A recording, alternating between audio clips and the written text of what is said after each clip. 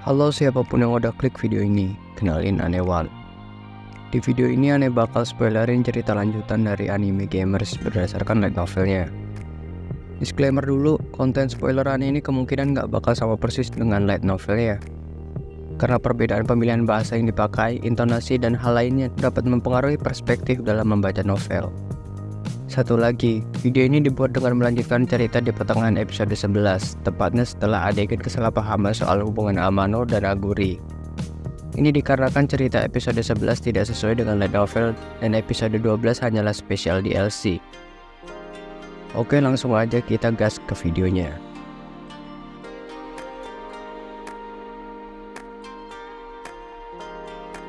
Cerita dimulai dengan monolog Uehara Tasuku yang mendeskripsikan Amano sebagai orang yang biasa saja dan suka bermain game. Namun menurutnya itu hanya 70-80% dari Amano yang sebenarnya. Menurut Uehara, Amano mirip kayak karakter utama di game Date Simulator.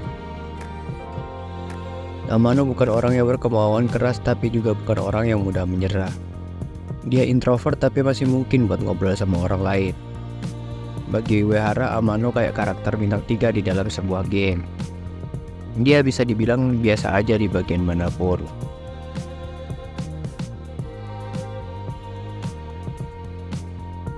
Tapi Amano punya bagian yang disebut tergila-gila dengan game.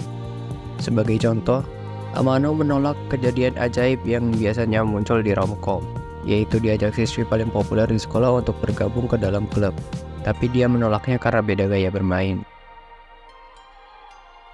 Kemudian cowok introvert dan pengecut ini ketemu sama Oshinomori, kembaran yang persis sama kayak dia, tapi mereka langsung musuhan karena beda pendapat soal game. Amano bukan tipe MC romcom yang punya skill game yang pro, bukan tipe orang yang punya bakat di game tertentu, bukan juga orang yang punya pengalaman bermain game lebih dari yang lain. Tapi Amano punya kecintaan yang luar biasa terhadap game. Menurut Uehara, karena itulah Amano bisa jadi temennya. Karena itu juga dia bisa jadi pacar cewek paling cantik di sekolahnya. Dan karena itu juga dia bisa membuat rivalnya, Oshinomori, jatuh cinta dengannya. Harusnya begitu. Tapi Amano melepas game favoritnya karena Aguri yang cuma sekedar pacar dari temennya. Uehara berbaring sambil melingkarkan tangan ke kepalanya karena merasa jengkel.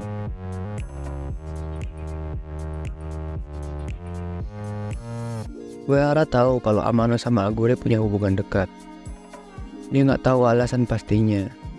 Tapi mereka berteman, mulai menjalin asmara hingga sering ketemuan. Itulah yang ia pikirkan. Dia merasa cemburu karena curiga Aguri berselingkuh di belakangnya. Beberapa waktu lalu Aguri bilang hanya menganggap Amano kayak adik laki-lakinya dan kecurigaannya itu meredah. Tapi kejadian di game arcade kemarin membuat dia kembali merasa curiga. Amano memprioritaskan Aguri daripada game kesukaannya, dan Aguri juga kelihatan bahagia main sama Amano. Uehara masih belum bisa melupakan hal itu. Dia cemburu meskipun mereka berdua bilang gak punya hubungan istimewa. Sebenarnya mereka gak melakukan sesuatu yang bisa dibilang selingkuh, malah bisa dibilang hal yang baik. Memberi dukungan soal masalah asmara satu sama lain, jadi itu bukan lagi tentang soal selingkuh. Uehara menggigil dalam selimutnya. Uehara berpikir apakah Aguri dan Amano memiliki ikatan yang lebih dalam dibanding dengan pacar mereka. Amano jelas adalah sumber kegelisahannya. Dia rela membuang kesempatan untuk mendapatkan game kesukaannya demi Aguri. Uehara merasa dia seperti orang yang berbeda dengan orang yang mengabaikan Tenno dan Oshinomori. Uehara meremas selimutnya. Ia merasa gelisah karena nggak bisa memahami Amano. Pagi harinya Uehara berangkat ke sekolah lebih pagi daripada biasanya. Umumnya siswa SMA Kotobuki naik bis untuk ke sekolah. Namun karena jarak rumah yang dekat, Uehara memilih untuk jalan kaki. Ia menatap langit. Ia kesal karena dirinya sendiri mencurigai banyak hal. Uehara tahu Aguri dan Amano gak melakukan kesalahan. Ia hanya curiga secara sepihak. Ia ingin sekali meluapkan emosinya, tapi tidak ada orang lain yang bisa disalahkan dalam hal ini. Uehara menggaruk kepalanya karena kesal. Ia berangkat ke sekolah dengan pikiran yang kacau. Ia mengeluarkan ponsel dari sakunya untuk menenangkan pikiran. Dia tahu sulit memperhatikan ponsel sambil berjalan. Jadi dia memilih memainkan idle game yang bisa melakukan grinding secara otomatis, bahkan ketika gamenya sedang tidak dimainkan. Sudah lama sejak dia memainkan game ini, jadi ketika dia membukanya ternyata sejumlah emas telah terkumpul di dalam gamenya. Tentu ada batas sebanyak apa emas yang bisa terkumpul, jadi pemain harus sering mengeceknya secara rutin agar emas yang didapat tidak terbuang sia-sia.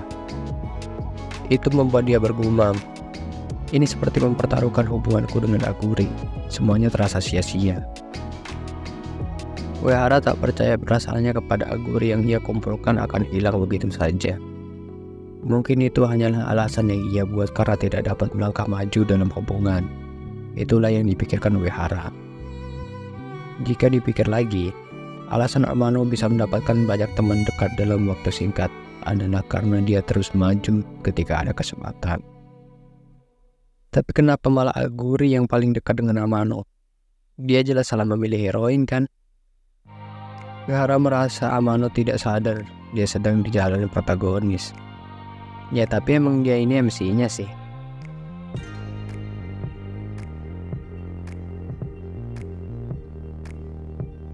Ketika Uehara menatap ke depan, terlihat seorang dengan seragam sekolah yang sama dengannya. Sebelumnya Uehara tidak menyadari keberadaan orang itu, tapi kemudian ia tahu alasannya. Karena orang itu berjalan sangat lambat sehingga Uehara dapat menyusulnya. Ia sangat lambat hingga membuat Uehara ragu apakah dia sedang berjalan atau sedang berhenti. Seragam sekolah yang berantakan dengan kancing yang terbuka dan lengan yang kendor. Semua itu tambah lengkap dengan rambut acak-acakan. Uehara mendekat untuk melewati orang itu. Namun wajahnya terlihat familiar. Nina Senpai? Ternyata orang itu adalah seniornya dari klub game, Nina Oiso. Selamat pagi Uehara palsu. Begitulah Nina menyapa Uehara. Kemudian Uehara membalasnya dengan wajah kaku. Selamat pagi senpai.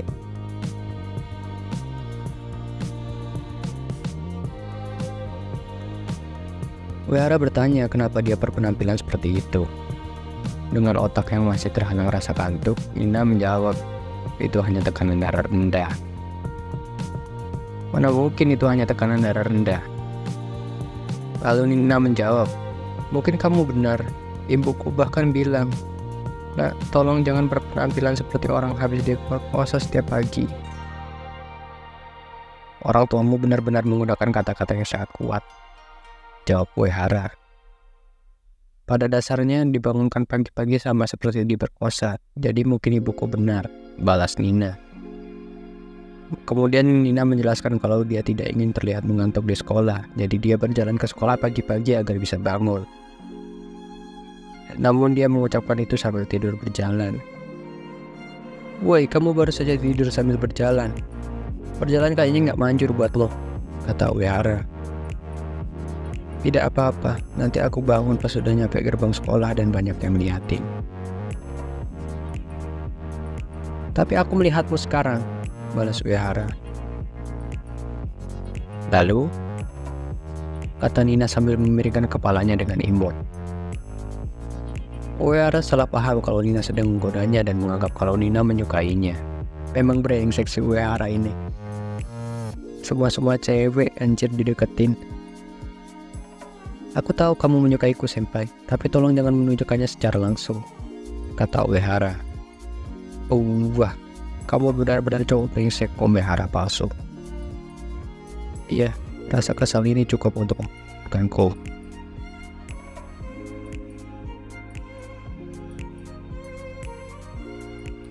Singkat cerita, Uehara lantas meminta saran ke Nina atas masalahnya. Nina menatap Uehara dengan jijik dan bilang kalau dia seperti dalam reality show percintaan. Nina gak nyangka kalau cowok brengsek kayak Uehara bisa terganggu juga dengan masalah percintaan. Nina menguap dan bertanya kepada Uehara, Apakah itu plot rival in love yang klise? Tolong jangan bilang itu rival in love dengan senyuman di wajahmu. Nina kemudian bilang, maaf, aku hanya membayangkan sekumpulan plot klise yang ada di otakku. Misalnya seorang MC yang tiba-tiba jadi sainganmu, tapi mereka bilang tidak punya hubungan apa-apa. Plot seperti itu sudah sering muncul di manga shoujo. Uehara terdiam karena yang dikatakan Nina sangat mirip dengan yang ia alami. Beneran? Nina nggak menyangka kalau ucapannya tepat sasaran. Lalu ia bilang ke Uehara untuk tidak terlalu memikirkannya.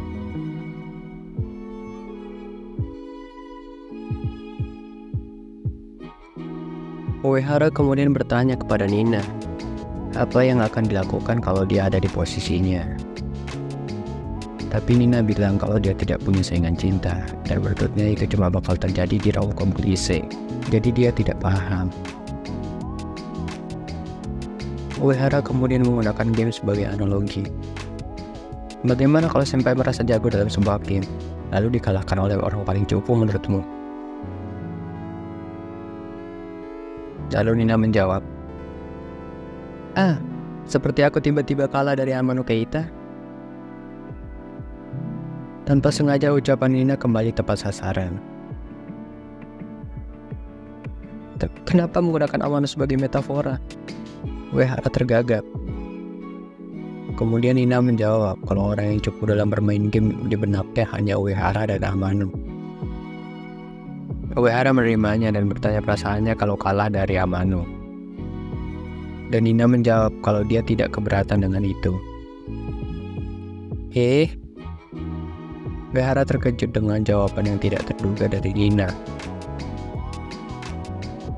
Lalu Nina menjelaskan bahwa dia tidak dapat melihat pengalaman dan skill lawan. Jadi dia menerima hal itu. Uehara merasa seperti tertusuk oleh kalimat Nina. Ia mengakui pada dasarnya dia kalah dari Amano. Uehara bilang kalau Nina benar dengan wajah yang murung. Nina tak menyangka reaksi Uehara akan seperti itu. Kemudian dia bilang, sudahlah, ini salahku. Kok udah? Tolong beri aku saran, senpai. Uehara meminta kepada Nina. Nina kemudian bilang dia akan baik-baik saja kalau itu hanya game. Tapi yang dialami Uehara adalah masalah hubungan yang serius. Jadi tidak bisa disamakan. Nina menyentil dahi Uehara seperti seorang ibu memarahi anaknya. Uehara, kamu benar-benar ingin meminta saran soal hubungan ke orang lain?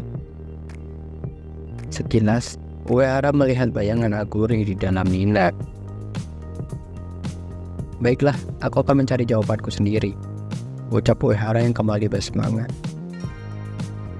Kemudian Nina tersenyum hangat dan Uehara pun membalasnya. Apakah ini pertanda couple baru?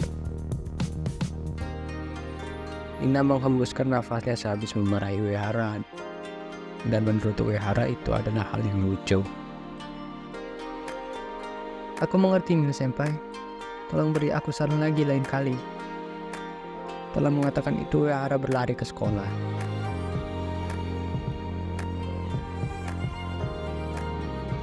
Oke, segitu dulu video kali ini.